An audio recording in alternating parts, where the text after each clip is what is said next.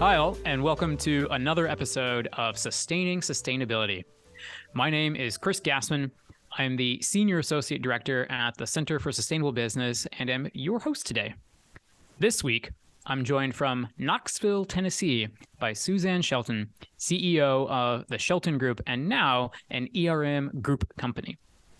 Shelton Group is the nation's leading market communications agency focused exclusively in the ESG space, or environmental social governance space. She regularly counsels C-level executives at Fortune 1000 organizations on how to best define and leverage their sustainability approaches to drive business results. Suzanne, welcome to the show. Hey, Chris, thanks so much for having me. Yeah, pleasure to catch up this way. So, Suzanne, how do you describe your professional or personal purpose, and how does it guide the work you do? We exist to create a market advantage for the organizations that are creating a sustainable future. In other words, we believe, and we've seen this play out over and over and over again over the last 17 years in practice, that if companies do good things for people on the planet, and then they tell the story of the good things they're doing, people like them better. They prefer the brands. They want to buy their products, and they want to go work for those companies. And those are the outcomes. When I talk about creating a market advantage, those are the outcomes we can create. Is that we're positioning our clients for brand preference. We're helping drive sales. We're improving outcomes with investors, and then of course attracting and retaining the best and brightest employees. So that's what I get out of bed to do every day. Sort of underneath that is, we've long been motivated by this idea of, wow. If we can help companies be a little bit better and then tell that story, and then that drives a business advantage, then companies are going to keep working to be better and better. So that's the power of telling a good story that drives a business advantage. Okay. But I also happen to be the mom of a 12-year-old daughter. And when she was about 3, I was at a conference. It doesn't exist anymore. It used to be called Fortune Brainstorm Green. So Fortune magazine puts on this conference, or used to put on this conference every year. And it's a real intimate. There's only about 200 people, and it's a lot of star power on the stage, kind of a C-suite event. And so you're close to the people that are having conversations on the main stage. And in this particular conference, Dr. Stephen Chu, who used to be the head of the Department of Energy under Obama, Dr. Chu is a very positive, upbeat person. And somebody asked the question about like, how are we going to make sure we don't exceed 2 degrees of warming? And so the moment that's burned in my brain is this positive, upbeat guy, like, slumps his shoulders in his chair. Like, that's the moment that's frozen in my brain. And then his head hangs down and he shakes his head and he says, every model we run shows we're going to exceed the 2 degrees. Like, there is no avoiding the 2 degrees. And like, the mom in me, because I know what that means. Like, I challenge all of you that are listening, go Google that. What happens if we exceed 2 degrees global warming? What happens if we exceed 3 degrees? So go Google that. It's an apocalypse, y'all. And so the mom in me heard that and just, like, thank God I didn't scream it out loud, but everything inside me was like, no. And I was almost moved to tears. Like, that cannot happen on my watch. I have a 3-year-old. I cannot accept that forecast. I cannot accept that we're just going to go about our day and I'm leaving, a Mad Max world to my daughter. No way. So I literally imagine sometimes, like, being on my deathbed and looking into her middle-aged eyes and saying, honey, I did everything I could. And we turned this around. So that's what gets me out of bed every day. That's what motivates me. It's not a quick, pithy purpose, but that's what it is. No, that's good. And multiple layers of strength to draw in there. And thinking about a few of the points that you just touched on, that you recently wrote a fascinating piece in GreenBiz about companies leaving credit that they deserve on the table and missing out on a $5 to $9 trillion market. So what's inspired that piece, and what should marketeers do differently in light of those insights? Yeah, so at Shelton Group, one of the things we do is that we survey Americans 2 to 3 times a year. We're now doing this globally now that we're part of ERM. And what we're doing in these surveys is trying to understand, back to those outcomes, what do people believe and expect? from companies, and what do those beliefs and expectations then mean for the brands people prefer, the products they want to buy, and the places they want to work. So we've been doing the surveying for 17 years. We've got some nice trends. We've really been peeling back the layers of the onion on what do people think, what do they believe, what will they do, et cetera. And so what we know, Chris, is that Americans, their mental model around eco-friendliness is all wrapped up in recycling. In other words, if I want to be eco-friendly, then my job is to recycle. So let me ask you, why do they think that? Why do they think that eco-friendly equals recycling? It's the thing that we all see advertised. It's the thing that has all the signs and communication around. That's right. It's exactly what we've told them for 40 years. I would challenge anybody listening to this.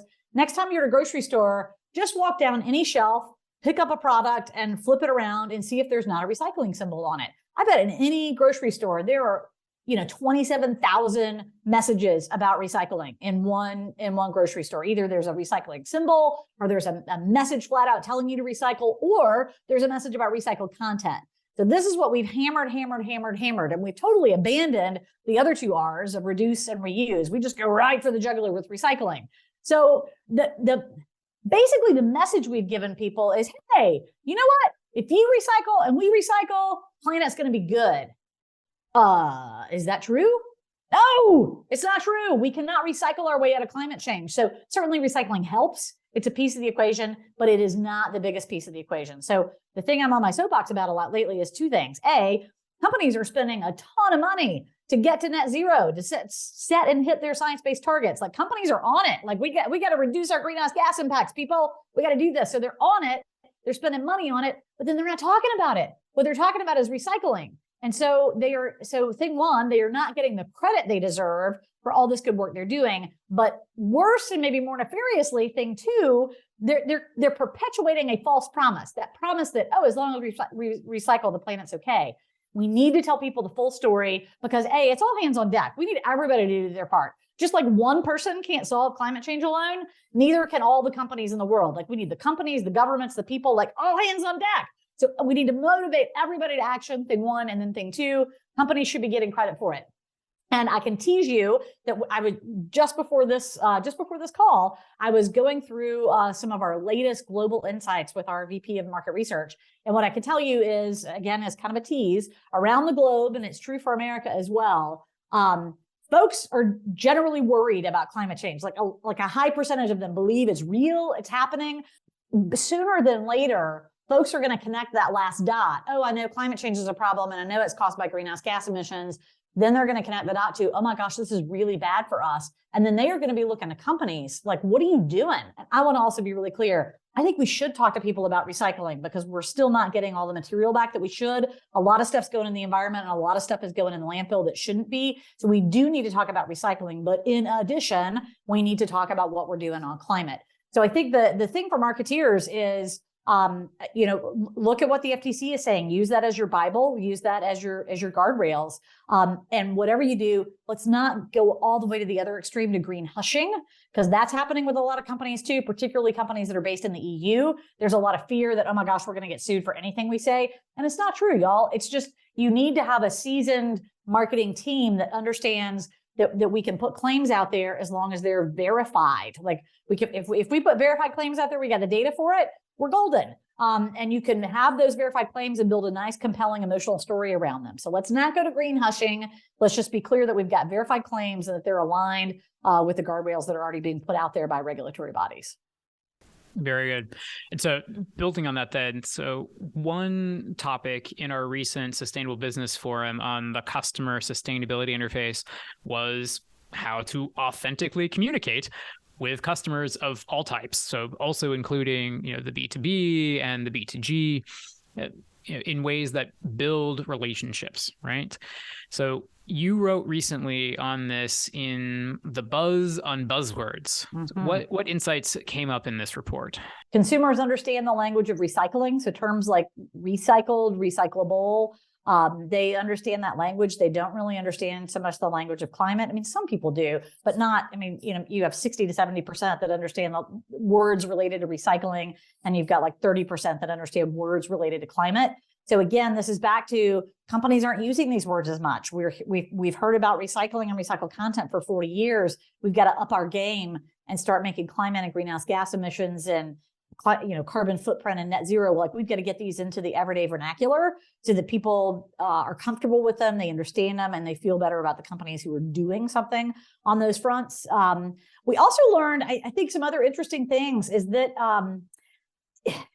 how a company should talk about their sustainability efforts very much depends on who they're talking to. So in broad brushstrokes, folks like me, so Gen Xers to boomers, we're pretty all bought in on this recycling idea, and we feel pretty responsible for that, and we understand that language. Now, we do feel some sense of personal responsibility, like our actions matter and we should do the right thing. But sort of the old school language around sustainability resonates with us. Whereas younger consumers, so the younger millennials and Gen Z, they look at words like green and go, whatever, it's meaningless. They look at words like recycling and recycled content and go, whatever, meaningless. It's all a big lie. So they actually prefer words like low carbon footprint and net zero. Those are words that resonate with them. So, to my advice that you need to get out there and start talking about climate, it's easy to do it with a younger consumer. With a middle-aged consumer, it's a little bit harder, but you can lean into that personal responsibility piece. And I think talk about it in a way that's like, hey, we've all got to do our part for the planet, and we've got to do a little bit more than recycle. We've got to do X, Y, and Z. And here's how we can do it together. So I would say this report, by the way, is available for free on our website at sheltongrp.com. So just navigate right to it. You can download it for free, and you'll learn lots of cool things about how people are thinking about the buzzwords we use in marketing to talk about sustainability. We'll make sure to put a link to that report in our show notes. Again, around that idea of not everyone uses the term sustainability, or we each have different terms that resonate with us and that we use more authentically. So as the marketeer, make sure that you're engaging with your audience in the language that they use. So on that note of engaging folks where they're at. We've been talking a lot about the E side of things in ESG. Where do buyer perceptions of the people behind the solutions, whether that's from employees to the suppliers, factor into how they see brands, and thus how brands should communicate about the people side of their work? Back during the pandemic, so in 2020, we released a report called Good Company, and the impetus for that, Chris, was that we'd heard from consumers in our data for a long time that this idea that they were increasingly looking to buy quote unquote good products from quote unquote good companies. So we wanted to better understand, well, what in the world is a good company? So we asked folks, hey, name 3 companies you consider to be good, and it's up to you to decide what good is. And so we got all these open-end, examples of what good companies are. And then we asked, okay, well, so why? Why did you consider them to be good?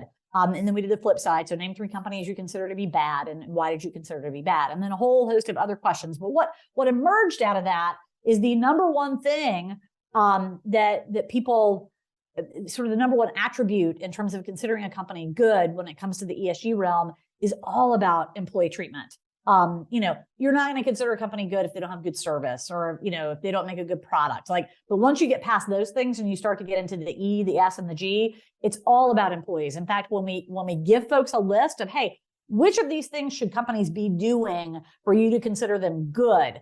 Treating employees well and paying a living wage are the number 1 and 2 answer by far. And over half of people in America give those as the top answer. The number 3 answer trails distantly. Many communication companies base themselves in major coastal areas like the Bay Area, DC, New York City, etc.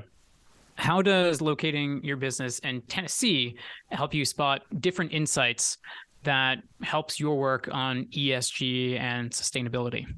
Over the years, I've had consultants that I've hired come in and say, oh my gosh, you'll never be able to build an agency that has the real impacts that you want to have from Knoxville, Tennessee. And that's proven to be wrong. We've had tremendous impact. Our client base is the Fortune 500. And we work with them every day to make a huge impact. And of course, we just sold to ERM, which is a global company. So now we have the benefit of all those resources all around the world to make an impact. But I will say what it gives us is we're in a deeply red state. We're surrounded by people who don't think about things the way we do. And I think that's really healthy because we're seeing what's really going on in middle America. We're living it every day. And that's healthy. When you're living in a blue bubble, it's easy to think that everybody thinks like you do. And you're shocked when you find out, oh my gosh, most people don't think like me. But we're surrounded by people who represent the mainstream. And I think it's good and it's healthy. Again, we do a lot of social listening and we hang out in a lot of corners of social media that are a little scary because we're trying to see where the puck is going, to quote Wayne Gretzky, right? So what are the things that may seem really fringy and weird to us today that could become mainstream in 5 or 10 years? And so we saw concerns, not just about plastic waste, but about the health impacts of, hey, now this stuff is like, it's in our food stream because fish eat it and we eat fish. And, now we've all heard about, we eat a credit card worth of plastic every day, but we hadn't heard about that, several years ago. So we saw this move from the fringe to then mainstream consumers getting really concerned about plastics in the ocean, like to the point that they were way more concerned about that than climate change. And I think we got onto that early and in a way that nobody else was talking about at the time. And those insights were quite shocking when I would stand on a stage and say, people are more concerned about plastics in the ocean than they are about climate change, like by far. People would be like, that can't be true. Climate change is the more existential threat. It's like, but mainstream moms are really concerned about content and chemical content. And what am I putting in my babies? What am I putting on them and what am I putting in them? I can't tell you how many focus groups I've been in where I've heard moms say, oh my gosh, I always buy organic for my kids. My husband, whatever, I buy him the regular stuff. He can eat anything. I don't care. But my kids, I'm going to make sure I take care of them and feed them the organic stuff. So this idea of plastic in our food stream caught on in the mainstream, with mainstream moms in a way that I think everybody missed. Now we all see it, but I think everybody missed it early on. Yeah, Suzanne, one thing that we ask all our guests, what call to action would you make to our listeners? Talk about climate. I think for many years, I mean, if this were 2010, I would tell you, oh my gosh, don't talk about climate. It's too divisive. It's too scary. People don't want to hear about it. We can move folks to action by talking to them about other benefits that also happen to result in a lower carbon footprint. So let's talk to people about saving energy and not feeling drafty in their homes and lowering their utility bill and taking control. Let's do that. Let's not talk about climate. But now it's time to talk about climate. So everybody needs to get out there and talk about it. And again, not to scare people, but to help them understand they need to do some stuff and get really prescriptive. Y'all, it's about using less energy. The end. We all understand greenhouse gas emissions are bad. What causes that is burning fossil fuels. So we got to stop doing that. So think about all the ways in which you're burning fossil fuels, whether you're driving places, you're heating and cooling your home, and then all the products you buy. What fossil fuels are involved in creating those products? So we got to look for ways to reduce it, and we all need to do that. So brands need to start talking about that with consumers and motivating consumers to action. And then the brands themselves need to take all those steps and talk about what they're doing and how they're inspiring other brands and their whole industry to do the same. So get out and talk about climate because too many of us have our head in the sand and it is indeed an existential threat to humanity. So we got to do something about it. So talk about it. Hear, hear. Well, so then that is a perfect note for us to end on. Thank you so much for coming on the show today. Much appreciated. I'm so glad to do it, Chris. Thank you. And before we sign off, my name is Kristen P. Ahern, and I am the producer and editor of Sustaining Sustainability. I want to tell you about our next event on June 8th, where Professor Jennifer Smoklin of the University of Pittsburgh and a partner at Reed Smith will present a framework for navigating climate regulations for small and medium businesses. Head to sustainablebusiness.pitt.edu/events for more information. This podcast is made by the Center for Sustainable Business at the University of Pittsburgh, directed by C.B. Bhattacharya. It is made possible by all our member companies. To learn more about our upcoming programs or about becoming a member, please go to our website or follow us at Pitt CSB on all social platforms. If you like this episode, please share it with a friend or colleague, and we'll see you soon for another episode of Sustaining Sustainability.